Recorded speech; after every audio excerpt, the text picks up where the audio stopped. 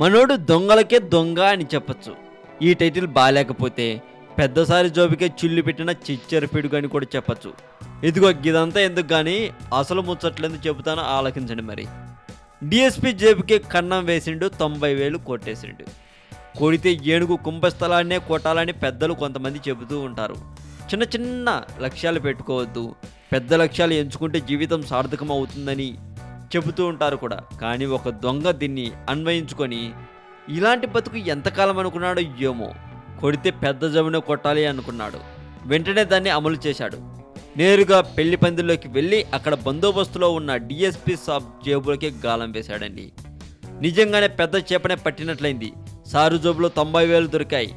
కాజేసి చక్కగా తన దారిలో తాను వెళ్ళిపోయాడు.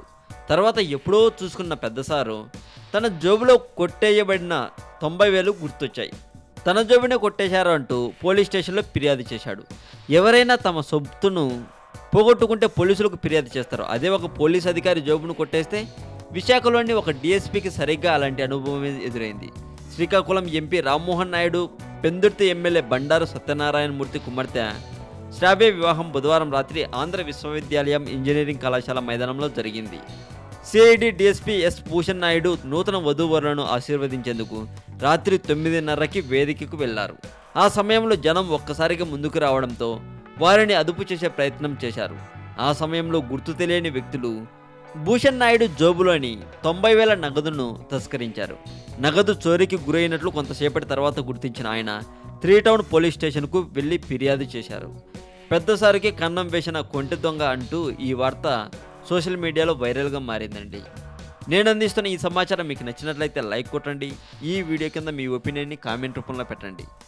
మరింత ఇలాంటి సమాచారం తెలుసుకోవాలని మీకుంటే సబ్స్క్రైబ్ చేయడం మాత్రం మర్చిపోకండి. తెలుగు మోజో కథలు ఛానల్. అలాగే నేను అందిస్తున్న ఈ సమాచారం విషయంలో మీకేమైనా డౌట్స్ ఉంటే మా మెయిల్ ఐడికి మెయిల్ చేయవచ్చు.